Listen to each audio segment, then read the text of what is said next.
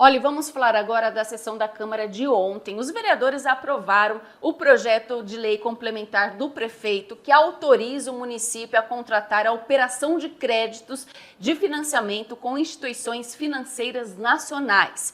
A propositura prevê empréstimo de 100 milhões de reais para recapes, reformas, pinturas de prédios públicos, além da aquisição de veículos. Os vereadores Marquinhos Ferreira, do PT, o Gleison Begali, Júlio Zanini e o David Roger foram contrários ao empréstimo. Já o que chamou a atenção, né, Renata, foi o voto da Thaís Braz, que foi favorável ao empréstimo, ao projeto. E muitos deles aí utilizaram a tribuna para explicar o voto. Nós vamos acompanhar e depois a Renata vai comentar. Senhor presidente, esse projeto do financiamento veio um substitutivo a essa casa aqui. Eu acompanhei a leitura, mas não vi a fundo. Esse projeto é o seguinte: esse projeto é muito vazio, né? É um projeto que tem poucas informações, né? Até porque não especifica o banco, né? No artigo da Lei de Responsabilidade, artigo 35, né, o gestor ele não pode deixar dívida para a próxima gestão. Então, a gente não sabe, né, se vai ficar para outra gestão, até porque o prefeito Oswaldo, ele tem mais esse último 3 anos e 8 meses, né? Questão das reformas, não especifica as reformas, quais são as ruas de recap, os veículos comprados, vai para qual secretaria, e se vai ter carência, e quando começa a pagar, né? A gente não dá para dar um cheque em branco sem saber as devidas informações. Não que eu seja contra nenhum tipo de financiamento, né? Ele sabe onde aperta o sapato ali, né? A questão, a gente já sabe que esse ano vai ser um ano difícil para qualquer gestão, para qualquer gestor, né? Independente que seja Catanduva, Pindorama, enfim, no estado de São Paulo. Até porque nas nossas redes, no rádio, jornais, recentemente o secretário de Finanças disse que a situação é tranquila de Catanduva, né? Agora a gente recebe um financiamento de 100 milhões, né? Nesse momento sou totalmente contra, né? Poderia até ser favorável se viesse todas essas informações. O projeto está muito vazio e por esse motivo, né, eu voto contra. Até acho que a cidade precisa, a cidade tem muito buraco, a cidade tem muito mato, né? A gente sabe que só o dinheiro da arrecadação não basta. E também e se acontecer uma pandemia, acontecer alguma coisa aí, as nossas finanças está comprometida com esse financiamento. Por isso, eu sou contrário a esse financiamento. Obrigado, senhor presidente. Quando nós olhamos um valor desse, 100 milhões, é um valor que chega a assustar. Mas nós precisamos, antes de olhar para o valor, eu acho que o empréstimo a gente tem que olhar a capacidade que a gente tem de pagar. Se eu ganho R$1.000 e faço um empréstimo de R$2.000, eu tenho plenas condições de pagar. Esse é um ponto que eu queria trazer. Nós tivemos a audiência pública de finanças, inclusive eu gostaria de convidar os vereadores para estarem presentes. Nós tivemos informações de que havia um certo superávit nas contas da prefeitura, né? O nível de endividamento do município estava em mais ou menos 12%. Segundo uma resolução do Senado, a gente pode estar até em 120% da receita líquida do município. Mas eu confesso que quando eu vi também o valor, eu dei uma assustada, Porque se a gente analisar a situação que o país tem passado, a situação que nós estamos vivendo no Brasil hoje, a macroeconomia do país, a gente está acelerando com toda a força para bater num muro. E daqui a pouco o Brasil vai quebrar. Nós tínhamos 20 ministérios, estamos em 39 ministérios. Nós aumentamos consideravelmente os gastos do governo federal. Só para a gente ter noção, a taxa de juros, a Selic, chegou em 14,25, a mesma que estava em 2015, quando a presidente era a dona Dilma Rousseff, que o Brasil quebrou e entrou na maior recessão da história. A inflação, segundo o Banco Central, a previsão era de 4,5%, fechou em 4,83%, e agora em fevereiro nós tivemos a maior inflação, se eu não me engano, dos últimos 20 anos, para o mês de fevereiro. Para vocês terem noção, nós estamos pior do que na pandemia em recuperação judicial. Em 2024, 2.273 empresas pediram recuperação judicial, 61,8% a mais do que em 2023. Isso me traz uma preocupação em relação a fazer investimento ou empréstimos de longo prazo. Nós sabemos que pelos números, pelos dados, pode-se fazer esse empréstimo. Temos condições de fazer esse empréstimo. Mas eu, da forma que, talvez o valor, o montante, eu acho que nessa situação complicada que nós estamos vivendo, se nós estamos dentro da nossa casa e a pintura está um pouquinho ruim, eu dou uma segurada, porque a época é ruim, o tempo é ruim. Se é um problema estrutural, uma coluna, está afundando o alicerce, aí nós vamos de uma forma emergencial ou de uma certa prioridade fazer aquele reparo. Uma coisa que me preocupa também é a questão da despesa corrente. Eu sei que a nossa cidade tem um problema de asfalto, tem um problema aí, o tapa-buraco, o pessoal tem trabalhado, mas tem muitas coisas que precisam fazer recap. Nós sabemos que tem um convênio do governo estadual que não foi repassado uma parte da verba. Nós sabemos que as arrecadações, aliás, os repasses estão diminuindo cada vez mais, governo federal e governo estadual. Ano que vem nós temos eleição, mas isso é uma despesa corrente. Ou seja, é como se eu fizesse um empréstimo para cortar a grama da minha casa, daqui a pouco a grama está aí de novo.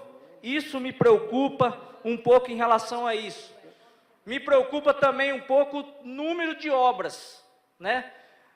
Respondendo aos meus nobres vereadores, eu tive acesso à planilha, são 10 anos para pagamento do empréstimo de 100 milhões. Então isso me preocupa um pouco.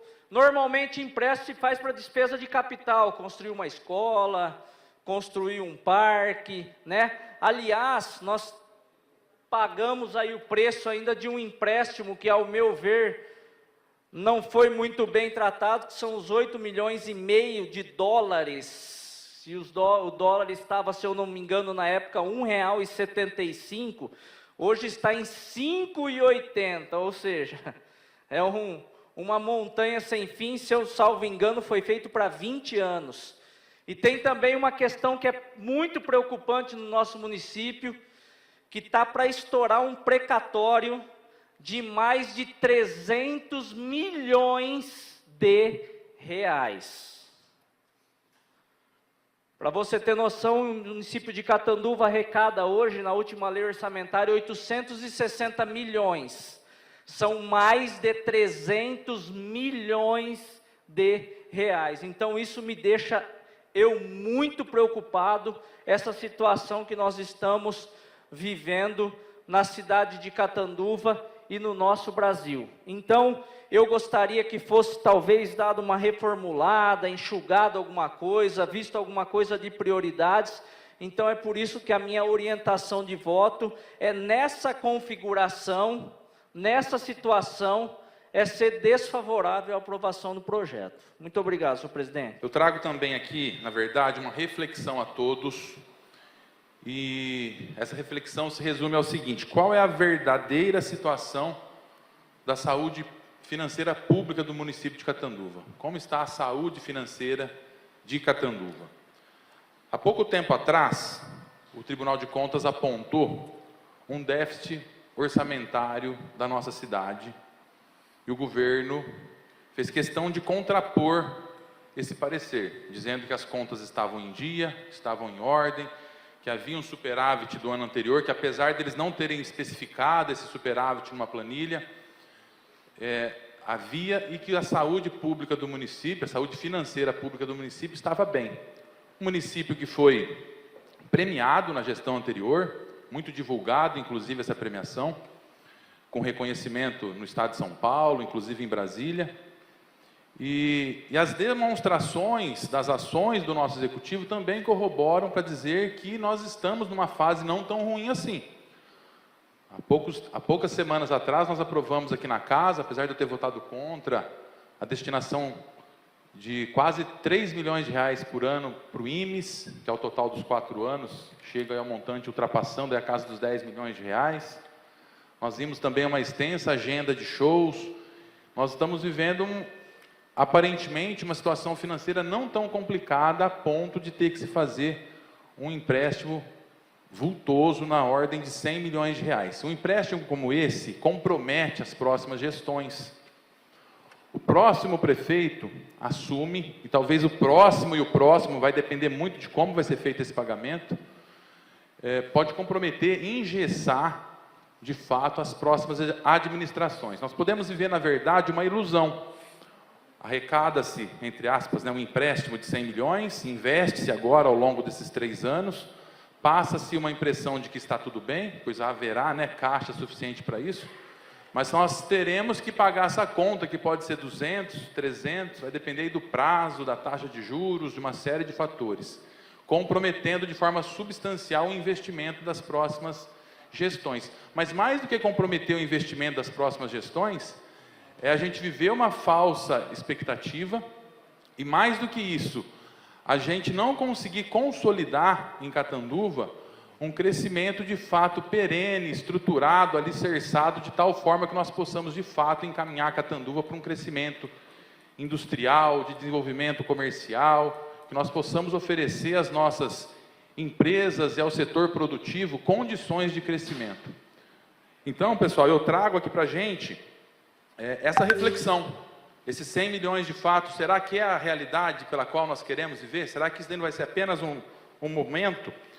Eu até trouxe outros pontos, Além do valor alto, o prazo também não está estipulado. Quanto tempo nós teremos que pagar essa conta? Porque, afinal de contas, quem vai pagar essa conta são os munícipes.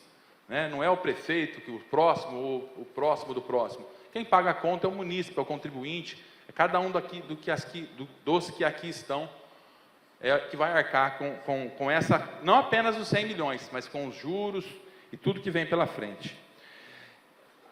Eu acho que deveria ter mais discussão, convocar uma audiência pública, um diálogo maior do executivo, que a gente não vê, e a alegação, de que vai ser investido em reformas.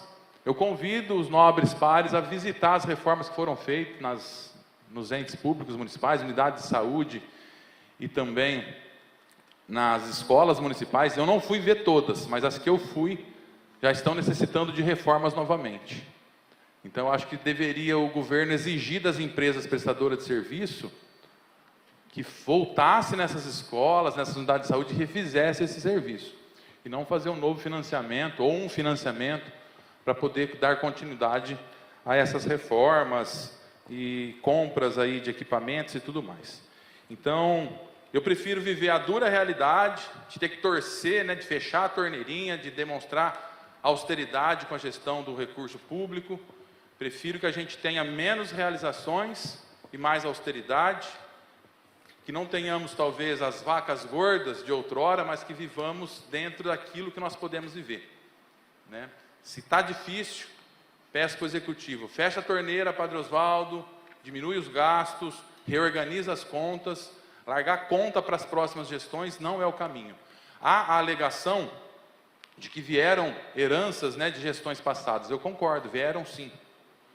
Só que um erro não justifica o outro, né? Se anteriormente foi dado essa premissa para essas dívidas, eu não compactuo com essa forma de gerir e não compactuarei para as próximas gestões um comprometimento dos seus orçamentos.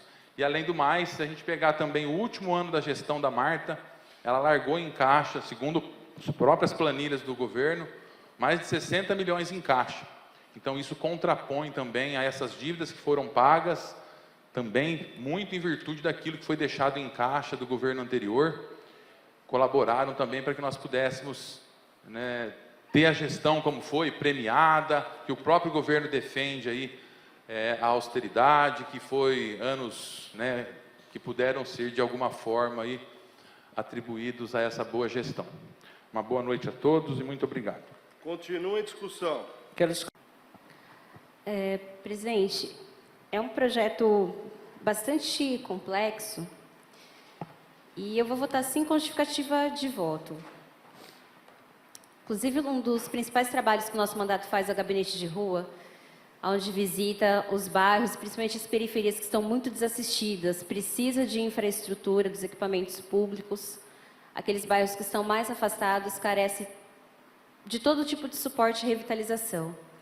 E a questão também que a gente vem batendo há muitos anos, que é sobre o autismo, sobre pedindo a referência do CAPS Infanto-Juvenil, né, que inclusive não foi feito a adesão no PAC anterior, mas se referenciou agora no final do ano, que ainda está funcionando com uma estrutura muito precária. A gente sabe que o número de crianças e pessoas com autismo vem crescendo.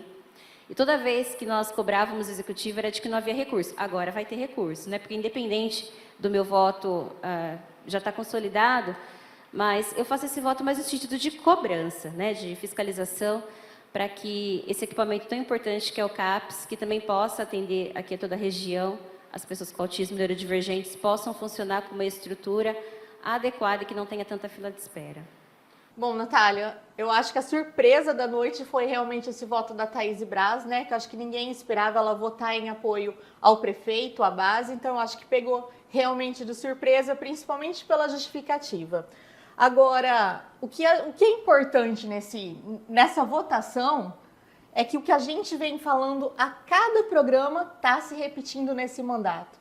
A base do padre, votando com ele, sem questionamento, sem subir na tribuna, sem esclarecer a população o motivo dos votos. E quem vota ao contrário vai lá se justificar, explicar para a população o porquê, que não está contra a população, não está contra o projeto.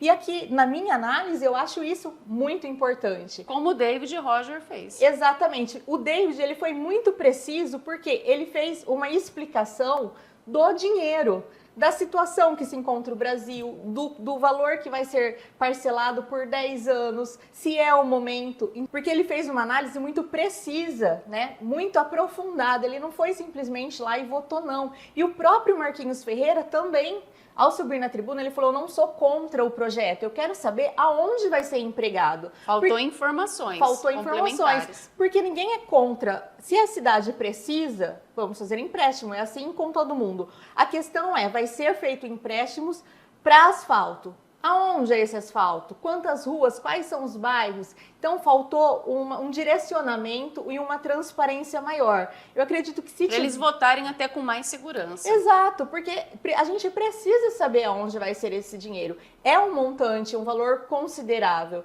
Então, não dá para simplesmente pedir um empréstimo, né? E os vereadores, só porque é a base aliada, ir lá e falar, sim, tá tudo ok. Não, somos nós que vamos pagar esse empréstimo. Durante 10 anos. Durante 10 anos. Então, eu acho que quem votou não foi mais esclarecedor do que aqueles que só votaram sim, sem nenhuma justificativa. A gente viu aí como alguns vereadores votaram, nem todos utilizaram a tribuna, a gente já está até acostumado, infelizmente, que os vereadores não gostam muito de expor como que eles votam, né? Foi nominal, porque foi a pedido do vereador Marquinhos Ferreira, que pediu que fosse, então, a votação nominal, e a gente sabe ali como que eles votaram. E a gente também deixa aí o espaço aberto para a prefeitura, para vir, por exemplo, o secretário de Finanças, né, o Wellington Vanali, que já foi convidado aqui várias vezes também para vir falar sobre como que anda, então, aí a saúde financeira do município, né, falar sobre esse projeto que eu acho que é tão importante a população ficar sabendo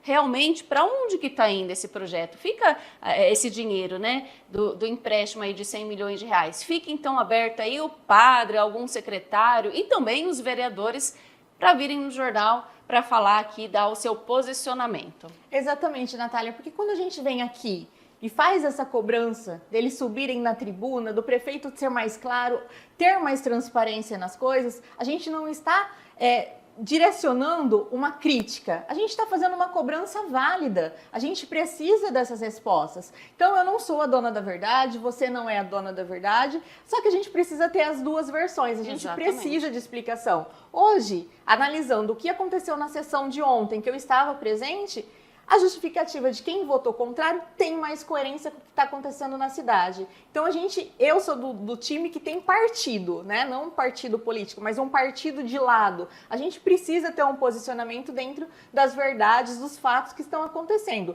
Se amanhã alguém vier aqui provar que estamos errados, que não é isso, a gente pode até mudar a opinião e vir aqui se retratar. Mas não é o que acontece, infelizmente, aqui na cidade. Então, só um lado põe a proposta, o outro vai lá, esclarece, pede para que tenha mudanças e a base, como é a maioria, desde o mandato passado, vota e não quer nem conversa, porque o David propôs isso.